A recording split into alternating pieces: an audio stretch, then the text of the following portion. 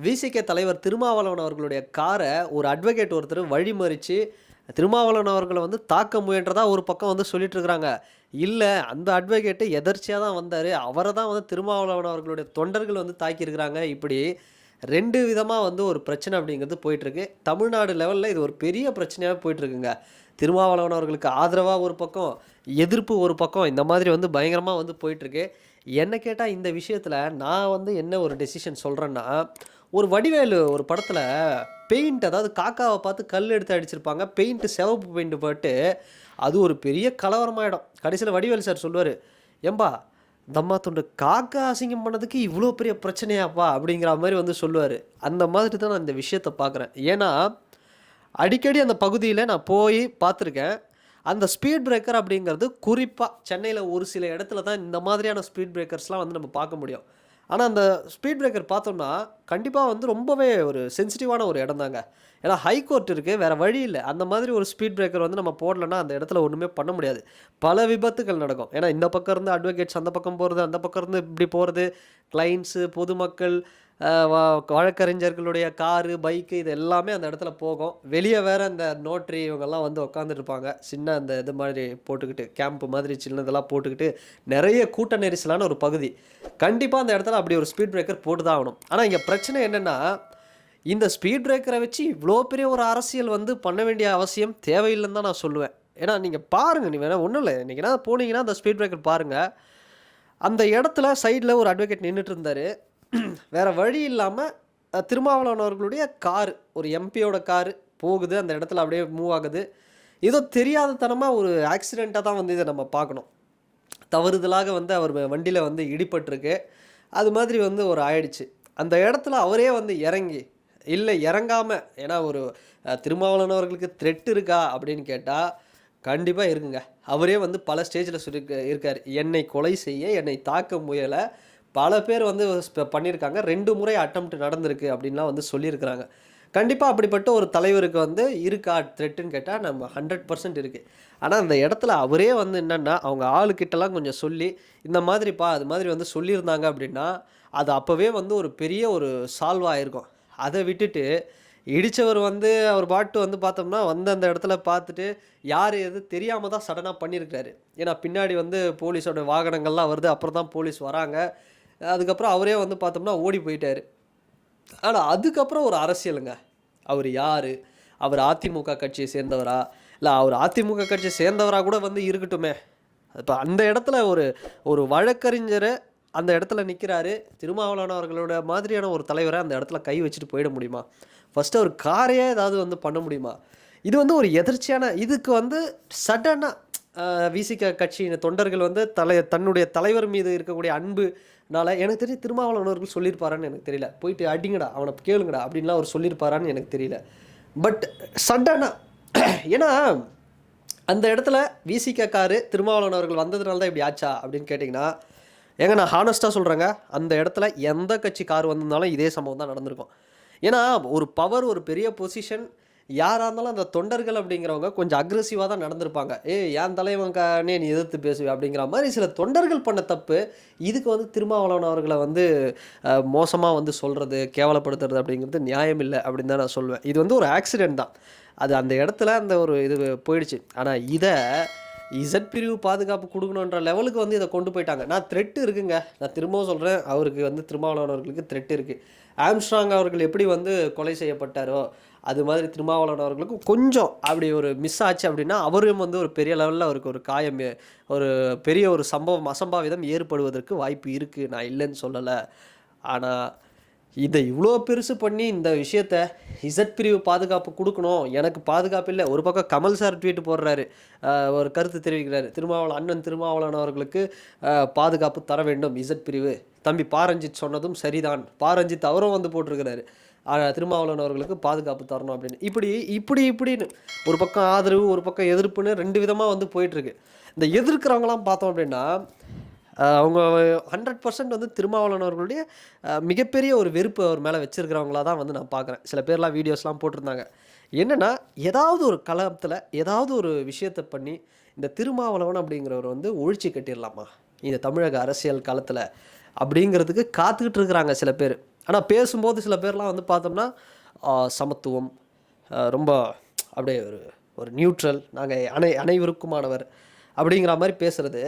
ஆனால் அவங்க பேச்சு அப்படின்னு வரும்பொழுது பார்த்தோம் அப்படின்னா அப்படியே மொத்தமாக போட்டு இந்த மனுஷனை காலி பண்ணுற மாதிரி இது பண்ணுறது. நான் இது விசிகா வந்து இந்த மாதிரி கட்சியா, அது மோசமான கட்சி அப்படிலாம் வந்து ரொம்ப அப்படியே இதெல்லாம் வந்து நான் வந்து சொல்லிட மாட்டேன். ஏன்னா இப்போ ஒரு மோசமான கட்சி அப்படின்னா ஒரு தலைவரை ஓப்பன் ஸ்டேஜில் விஜய் மாதிரி ஒருத்தர் திருமாவளவன் அவர்கள் எங்கள் வரணும், இந்த எங்கள் கூட்டணிக்கு வரணும், ஆட்சியிலும் பங்கு அதிகாரத்திலும் பங்கு, இந்த மாதிரியான வார்த்தைகள்லாம் வைக்கிறார்ல, அப்போது ஏதோ ஒரு நியாயமான விஷயங்களே அந்த மனுஷன் அந்த காலத்துலேருந்து ஏதோ பண்ணதுனால தான் இன்றைக்கி இவ்வளோ பெரிய லெவலில் நிற்க முடியும்.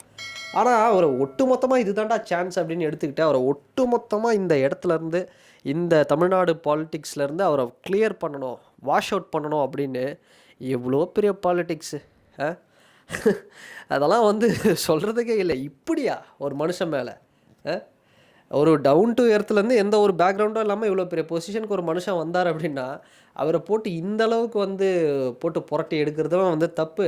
அதே மாதிரி அவருக்கு வந்து இது ஒரு பெரிய பிரச்சனையாக வந்து எடுத்து அவருக்கு செட் பிரிவு பண்ணணும், இதை பண்ணணும், இதை பண்ணணும், இவ்வளோ இந்த பக்கம் ஒரு அரசியல். நான் ரெண்டுமே தப்புன்னு தான் சொல்லுவேன். இந்த பக்கம் நடக்கிற அரசியலும் வேண்டாம், அந்த பக்கம் நடக்கிற அரசியலும் வேண்டாம். இது ஒரு சாதாரண மேட்ரு. இதை ஜாலியாக இவங்களே பேசி இதை முடிவு பண்ணியிருந்தா எந்த ஒரு தாக்குதலும் நடத்தாமல் இதுவே இன்றைக்கி வந்து அப்படியே போயிருக்கோம். ஆனால் இது இவ்வளோ பெருசாக வந்து ஊதி ஊதி ஊதி இதை வந்து பெரிதுபடுத்திட்டாங்க.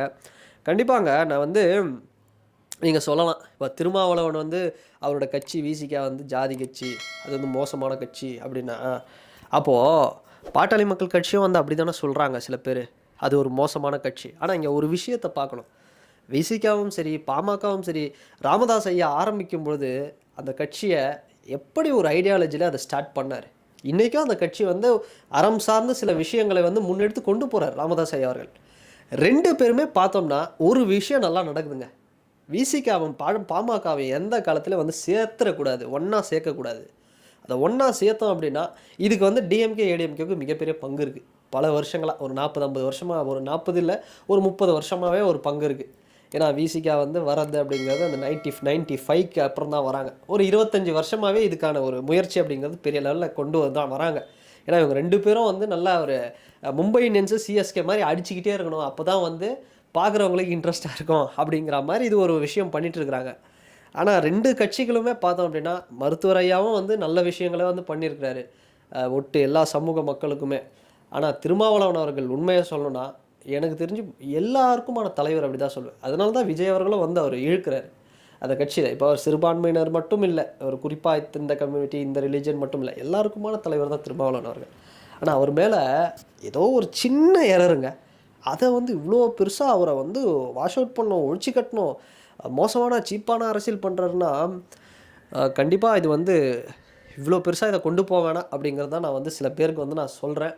சில பேரெல்லாம் வந்து நம்ம வந்து சொல்ல முடியாது. ஆனால் பேசும்போது அவ்வளோ விஷயங்கள் பேசுகிறாங்க. ஆனால் அவங்க பேசுனதுக்கப்புறம் தான் தெரியுது, ஓ இவ்வளோ வன்மமா திருமாவளவன் அவர்கள் மேலே இவ்வளோ. இப்போ ஒன்றும் இல்லைங்க, நான் கூட திமுக வந்து எனக்கு வந்து சில விஷயங்கள் டிஎம்கே மேலே வந்து பிடிக்கல.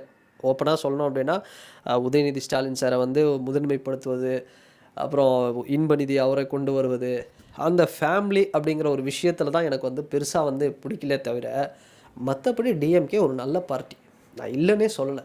நல்ல ஒரு பார்ட்டி, நல்ல ஒரு ஐடியாலஜி இருக்குது. டிஎம்கே வந்து பார்த்தோம்னா கலைஞர் அவர்கள் வந்தார், ஸ்டாலின் அவர்கள் வந்து பெரிய லெவலில் கொண்டு போனார். ஓகே, ஒரு பீரியட் ஓகே, அதை விட்டுட்டு வேறு யாருக்காவது வழி விடும்.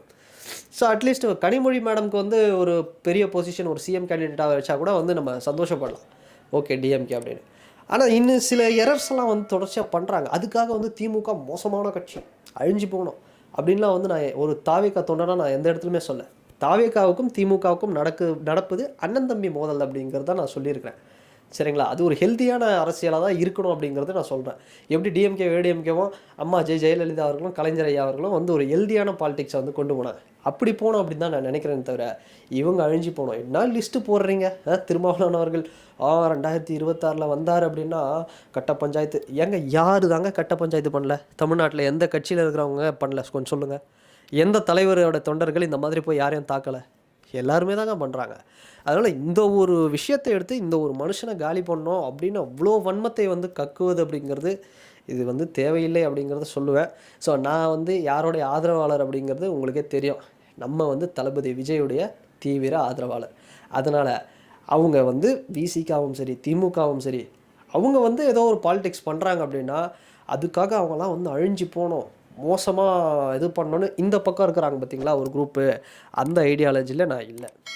நம்ம வந்து ஒரு நம்ம தான் இன்னும் சொல்ல போனால் டிவிக்கே தான் வந்து ஒரு மையம், இந்த மக்கள் நீதி மையம்னு சொல்கிறாங்கள அந்த மாதிரி ஒரு மையம், ஒரு சென்ட்ரலிஸ்டான பாலிடிக்ஸை வந்து டிவிக்கே தான் பண்ண போகுது பாருங்கள் பெரிய லெவலில்.